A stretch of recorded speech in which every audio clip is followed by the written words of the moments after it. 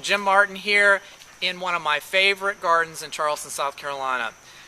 Today's segment we're going to talk about some of the uses of tropicals in our landscape, a way of bringing bold, fantastic color as well as texture, pattern, shapes of these foliages that are going to make your garden something truly spectacular.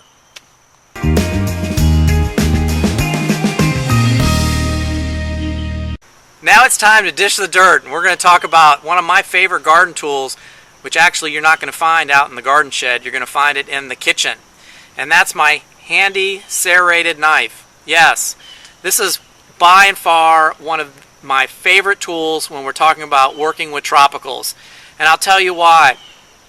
With this long piece of metal here with the serrations, when we're talking about cutting into some of these tropicals to remove them, leaves that turn yellow or get in the way of paths, this works the best. Pruning shears, they are not so long, and so they don't cut the whole segment. And we're going to go ahead and cut a leaf off and show you just exactly how handy this tool can be. And what's even better is that you don't have to go out and buy it, because most of us have this in our kitchen. So here we go. We're going to go ahead and cut one of these leaves, and notice this is going to be quick now. Doesn't take very long at all. Ta-da! Look at that. And how nice clean cut. Notice it's long enough so it depends on whatever size you have. It will cut through that. Works fantastic for bananas in the garden, for tropical elephant ears. So again, my favorite tool, you're going to find it in the kitchen, and it's your serrated knife.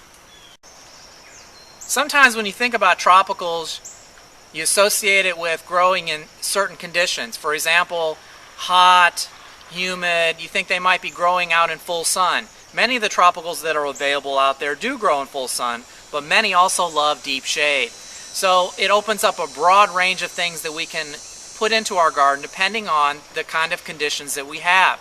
Whether you have lots and lots of shade under a tree or whether you have full sun, there's something for you to choose in this range of tropicals that we can grow here in our Carolina gardens.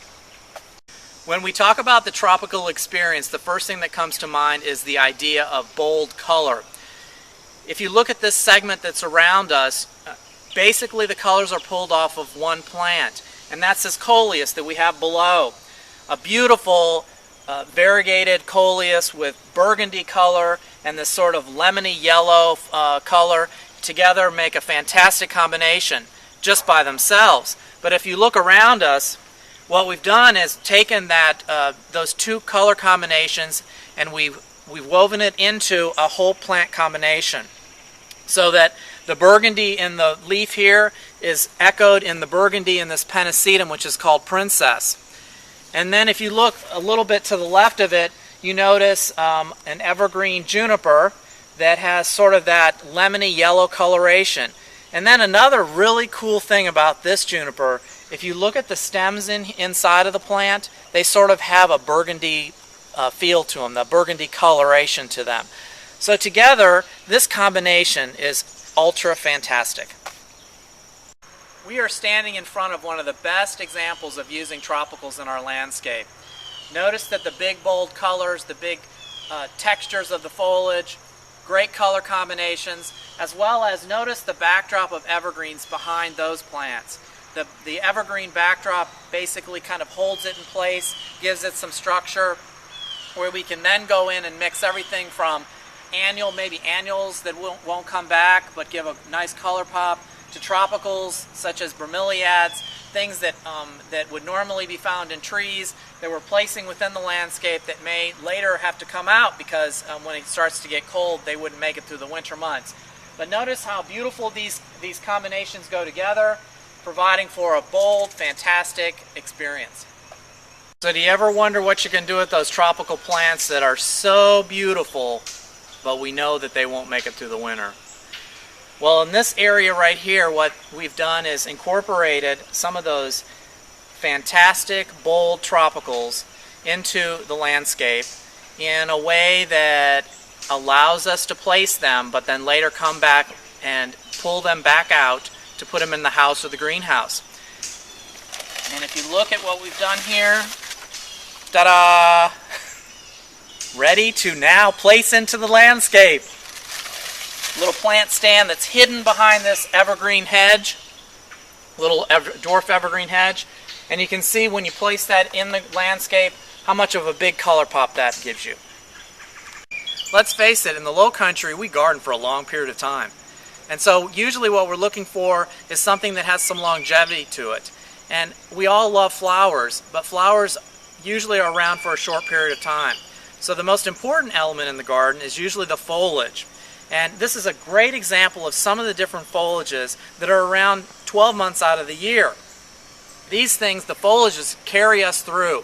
They provide that base that then the flowers can come up and really give you certain pops throughout the garden. So things like the foxtail fern, which we have here as a ground cover, and notice also how this foxtail fern is used in large masses. It really shows up well, as opposed to if we use just one plant or two plants. So when you're talking about foliages, use them in large groupings. Another bold plant that we have behind us is the Australian tree fern. Now this is a tropical that in certain gardens in the low country is hardy, and in certain gardens it maybe gets a little bit too cold. You just have to start to experiment and find out whether this plant will make it in your garden. But whether it makes it or not, this plant, a small container put in the ground, will grow huge by the end of the year. And so to me, even if the plant is not hardy, it's well worth the effort of putting the plant in. It can be pulled out, put in a pot, and then taken into the house or taken into the greenhouse. One of the coolest ways of adding tropicals to your garden is to go ahead and plant them in some of these spaces that we don't normally think are plantable. Here's a perfect example of one of those, and it's a palm. And if you look at this palm, it's got these segments where the fronds have died off, and we've cut the segments off, and as the palm gets older and older, you get this sort of area here that basically has some fantastic planting pockets. And what you can do is go in and take some of your tropical plants like these bromeliads that we have right here, and we're going ahead and we're actually planting them sticking them into the pockets. And we've wrapped a little bit of moss around these, and then we actually just tuck it into the segment, and then that'll stay there until the weather starts to get cold and we need to go ahead and bring them in. We can either pop them out, or better yet, look for some tropicals that you think would make it through the winter, and you could go ahead and keep them here almost permanently.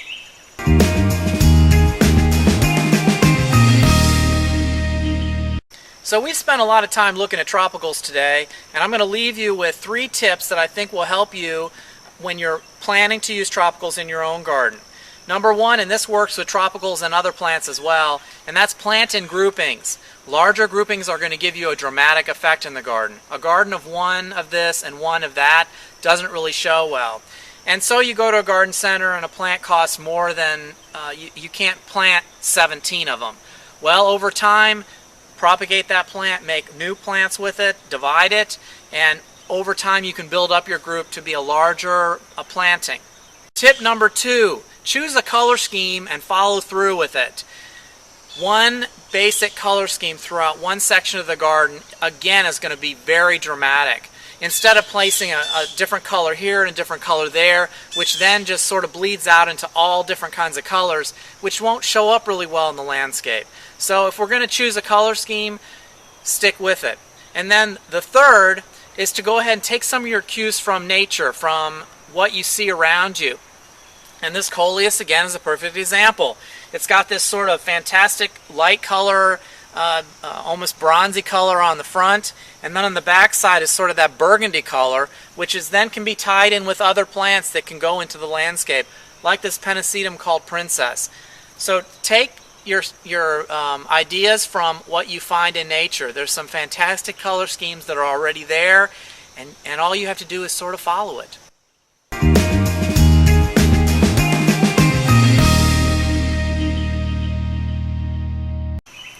Thanks for joining us today. I'm Jim Martin, and I hope you've learned some good tips on ways of using tropicals in your garden.